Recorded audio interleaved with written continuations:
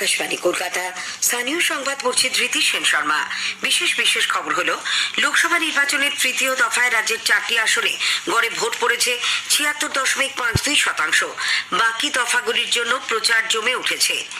SSC নিয়োগ দুর্নীতি মামলায় কলকাতা হাইকোর্টের রায় কার্যকর করা আপাতত স্থগিত রেখেছে সুপ্রিম কোর্ট। এবছরের উচ্চ মাধ্যমিক পরীক্ষার ফল আজ প্রকাশিত হবে। আজ 25শে বৈশাখ কবিগুরু রবীন্দ্রনাথ ঠাকুরের জন্মদিনে রাজ্য জুড়ে নানা অনুষ্ঠানে তাঁকে স্মরণ করা হচ্ছে। জোড়া ঘূর্ণাবর্ত নিম্নচাপ অক্ষরেখার প্রভাবে বঙ্গোপসাগর থেকে প্রচুর জলীয় বাষ্প বায়ুমণ্ডলে প্রবেশ করায় রাজ্যের প্রায় সব জেলাতেই বিক্ষিপ্ত বৃষ্টি হচ্ছে। সোমবার পর্যন্ত তা চলবে বলে আবহাওয়া দপ্তর জানিয়েছে। আসি বিস্তারিত খবরে। লোকসভা নির্বাচনের তৃতীয় দফায় 10টি রাজ্য ও একটি কেন্দ্রশাসিত অঞ্চলের 93টি আসনে গড়ে ভোট পড়েছে 64.58%। এর মধ্যে পশ্চিমবঙ্গের 4টি আসনে ভোটদানের হার ছিল 76.52%। দু একটি বিক্ষিপ্ত ঘটনা ছাড়া তৃতীয় দফার লোকসভা ভোট পর্ব শান্তিপূর্ণ ছিল বলে মুখ্য নির্বাচনী আধিকারিক আরিজ আফতাব জানিয়েছেন। কোথাওই বড় ধরনের কোনো ঘটনা ঘটেনি। সবচেয়ে বেশি 80.13% ভোট পড়েছে মুর্শিদাবাদে। জঙ্গিপুরে পড়েছে সবচেয়ে কম 73.71% ভোট। এছাড়া মালদা দক্ষিণে 76.15 এবং মালদা উত্তরে 75.92% ভোট পড়ে। 4টি আসন মিলিয়ে মুখ্য নির্বাচনী আধিকারিকের দপ্তরে বিকেল পর্যন্ত অভিযোগ জমা পড়ে 433টি। ভগবানগোলা বিধানসভা কেন্দ্রের উপনির্বাচনে ভোট পড়েছে 79.83%। এদিকে ভোট কর্মীদের আটকে রাখা নিয়ে রণক্ষেত্র হয়ে ওঠে মালদার হবিবপুরের মঙ্গলপুর এলাকা। গ্রামবাসীদের সঙ্গে পুলিশের সংঘর্ষে জখম হন বেশ কয়েকজন। মঙ্গলপুরায় গতকাল ভোট বয়কটের ডাক দেন গ্রামবাসীরা। তাদের অভিযোগ, বয়কট অমান্য করে 3 জন ভোট দেন। এরপরেই ভোট কর্মীদের আটকে রাখেন গ্রামের বাসিন্দারা। ঘটনাস্থলে ভিডিও গেলে তাকেও আটকে দেওয়া হয়। পরিস্থিতি সামাল দিতে ছুটে যায় বিশাল পুলিশ বাহিনী। অন্যদিকে জোটের সমর্থকেরা বুথে রিগিং চালিয়েছে। এই অভিযোগে গতকাল ভোট মেটার পর মুর্শিদাবাদের ইসলামপুরের পাহাড়পুরে ভোট কর্মীদের ইভিএম নিয়ে যেতে বাধা দেয় তৃণমূল কংগ্রেস। পরে কেন্দ্রীয় বাহিনী গিয়ে পরিস্থিতি সামাল দেয়। রাজ্যের পরবর্তী 4 দফা ভোটের প্রচার পুরোদমে চলেছে। দলীয় প্রার্থীদের সমর্থনে তৃণমূল কংগ্রেস প্রধান মুখ্যমন্ত্রী মমতা ব্যানার্জি গতকাল পুরুলিয়ার পাড়া এবং বাঁকুড়ার বিষ্ণুপুরে জনসভা করেন। দুটি সভাতেই বিজেপি এবং প্রধানমন্ত্রী নরেন্দ্র মোদীকে আক্রমণ করেন তিনি। বিষ্ণুপুরের সভা শেষে দুর্গাপুরের বেনাচিতি থেকে ভিরিঙ্গি পাঁচমাথা মোড় পর্যন্ত রোড শো করেন তৃণমূল নেত্রী। অন্যদিকে বিরোধী দলনেতা শুভেন্দু অধিকারী গতকাল পূর্ব বর্ধমানের পূর্বস্থলীতে বর্ধমান পূর্ব কেন্দ্রের বিজেপি প্রার্থীর সমর্থনে বিজয় সংকল্প সভা করেন। তিনি বলেন, মুখ্যমন্ত্রী প্রতিটি সভায় গিয়ে অসত্য বলছেন। বিজেপি নেতা শ্রমিক ভট্টাচার্য আজ বর্ধমান দুর্গাপুর কেন্দ্রের প্রার্থীর সমর্থনে প্রচার করবেন। দলের রাজ্য সভাপতি সুকান্ত মজুমদার যাবেন বোলপুরে। প্রদেশ কংগ্রেস সভাপতি অধীর চৌধুরী মুর্শিদাবাদের রেজিনগর, কান্দি, বহরমপুরের বেলগাছি সহ বিভিন্ন জায়গায় জনসভায় বক্তব্য রাখবেন। সিপিআইএম নেতা সুজন চক্রবর্তী বিলকান্দা 2 নম্বর পঞ্চায়েত এলাকায় প্রচারে যোগ দেবেন। আইএসএফ বিধায়ক নওশাদ সিদ্দিকী মশাট ও সোনপুর বাজারে দুটি জনসভায় সামিল হবেন। এসএসসি নিয়োগ দুর্নীতি মামলায় কলকাতা হাইকোর্টের রায় কার্যকর করা আপাতত স্থগিত রেখেছে সুপ্রিম কোর্ট। গত 22শে এপ্রিলের ওই রায়ে 2016 এসএসসির প্যানেল বাতিল করে হাইকোর্ট। ফলে চাকরি হারান 25,753 জন শিক্ষক ও শিক্ষাকর্মী। এই রায়কে শীর্ষ আদালতে চ্যালেঞ্জ জানায় রাজ্য স্কুল সার্ভিস কমিশন, মধ্যশিক্ষা পর্ষদ এবং চাকরি হারাদের একাংশ। প্রধান বিচারপতি ডিওয়াই চন্দ্রচূড়ের নেতৃত্বাধীন 3 বিচারপতির বেঞ্চে গতকাল দিনভর শুনানি চলে। গোটা নিয়োগ প্রক্রিয়াকে পদ্ধতিগত জালিয়াতি আখ্যা দিয়ে তারা বলেন, সরকারি চাকরি এতই দুর্লভ যে মানুষ আস্থা হারালে আর কিছুই থাকে না। এই বিষয়টিকে তারা কিভাবে সমর্থন করছেন? প্রধান বিচারপতির এই প্রশ্নের মুখে পড়তে হয় সরকারি আইনজীবীদের। বেঞ্চ বলেন, বৈধ ও অবৈধ নিযুক্তিকে আলাদা করা প্রয়োজন। রাজ্য সরকারকেই এর পন্থা পদ্ধতি স্থির করতে হবে। 2023-এর 9 নভেম্বরের অন্তর্বর্তী আদেশ সংশোধন করে শীর্ষ আদালত জানিয়েছে, বেআইনিভাবে যারা নিযুক্ত হয়েছেন তাদের বেতন ফেরত দিতে হবে। এই দুর্নীতিতে জড়িত আধিকারিকদের বিরুদ্ধে সিবিআই তদন্ত চালিয়ে যাবে, তবে কোনো কড়া পদক্ষেপ করতে পারবে না। 16 জুলাই মামলার পরবর্তী শুনানি। সুপ্রিম কোর্টের রায় সম্পর্কে আইনজীবী বিকাশ রঞ্জন ভট্টাচার্য বলেন, next date of hearing 16 July রেখেছে এবং 16 জুলাই শুনানি হওয়া পর্যন্ত আপাতত কারো চাকরি যাচ্ছে না। তাদের একটা আন্ডারটেকিং দিতে হবে যে টাকা পয়সা সব ফেরত দিতে হবে এবং সিবিআই তদন্ত চলবে, তার উপরে কোনো স্থগিতাদেশ নেই। এটাই হচ্ছে আদেশ। আমরা চাইছি তো স্বচ্ছভাবে নিয়োগ করাটা।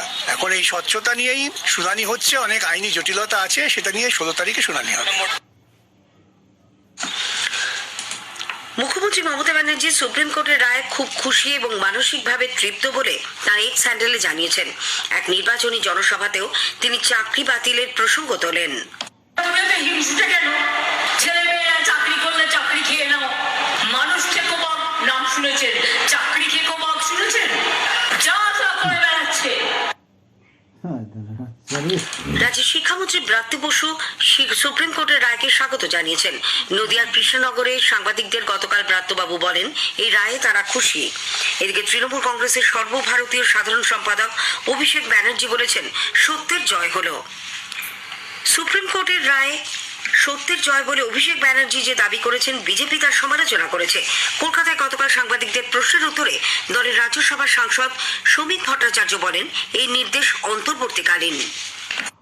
যারা মনে করছেন যে আজকে ক্যাবিনেটের একটা অবৈধ অনৈতিক সিদ্ধান্ত, যার কারণে সমস্ত প্রকার জটিলতা গোটা ব্যবস্থার মধ্যে তৈরি হয়েছে, তাদের বিরুদ্ধে সিবিআই তদন্ত হবে না বা তাদের হেফাজতে নেবে না, তার জন্য গোটা রাজ্য সরকার বা রাজ্য সরকারের মন্ত্রিসভা, তৃণমূল কংগ্রেসের নেতারা পুরো এই দুর্নীতির বাইরে চলে গেলেন, এটা মনে করার কোনো কারণ নেই। রাজ্য সরকারের মূল যে উদ্দেশ্য ছিল যে কোনো মূল্যে সিবিআই তদন্ত নিয়োগ দুর্নীতির ক্ষেত্রে বন্ধ করা, সেটা পারা গেল না। তদন্ত চলবে। রাজ্যে বছরের উচ্চ মাধ্যমিক পরীক্ষার ফল আজ প্রকাশিত হবে। উচ্চ মাধ্যমিক শিক্ষা সংসদ বেলা 1টায় আনুষ্ঠানিকভাবে ফল ঘোষণা করবে। 3টে থেকে পরীক্ষার্থীরা ওয়েবসাইট থেকে তা দেখতে ও ডাউনলোড করতে পারবেন। স্কুলগুলি থেকে রেজাল্ট দেওয়া শুরু হবে শুক্রবার 10ই মে সকাল 10টায়। স্থানীয় সংবাদ শুনছেন আকাশবাণী কলকাতা কেন্দ্র থেকে। এখন বিজ্ঞাপন, পরে রয়েছে বাকি খবর। বাংলার জন্য একবার ভেবে দেখুন, কেন বিজেপি ষড়যন্ত্র করে বাংলার ভাবমূর্তি বাংলার বাইরে ক্ষুণ্ণ করছে? কারণটা স্পষ্ট, বিজেপি হলো বাংলা বিরোধী। তাই এই নির্বাচনে তৃণমূল কংগ্রেসের প্রার্থীদের জোড়া ফুল চিহ্নে ভোট দিয়ে বাংলাকে জয়ী করুন।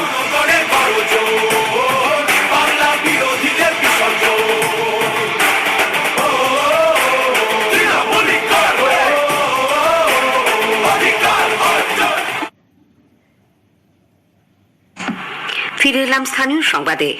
আজ 25শে বৈশাখ, কবিগুরু রবীন্দ্রনাথ ঠাকুরের জন্মদিনে রাজ্য জুড়ে নানা অনুষ্ঠানে তাকে স্মরণ করা হচ্ছে।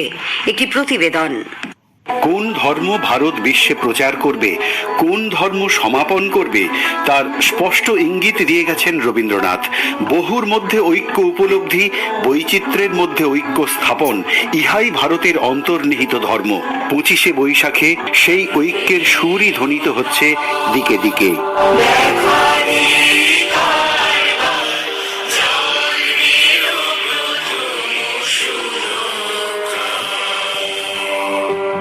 প্রথম বর্ষণে কমেছে দহন জ্বালা। কবির প্রতিকৃতি নিয়ে প্রভাত ফেরিতে সামিল কচি কাঁচাদের সঙ্গে অসংখ্য রবীন্দ্র প্রেমী।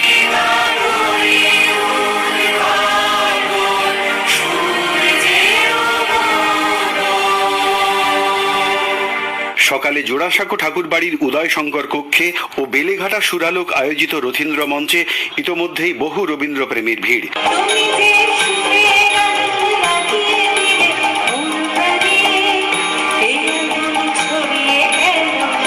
রাজ্য সরকারের ব্যবস্থাপনায় পক্ষকালব্যাপী কবি প্রণামের সূচনা হবে আজ বিকেল 5টায় রবীন্দ্র সদন লাগোয়া ক্যাথিড্রাল রোডে। উপস্থিত থাকবেন সরকারি আধিকারিক ও রাজ্যের কলাক্ষেত্রের বিশিষ্টজনেরা।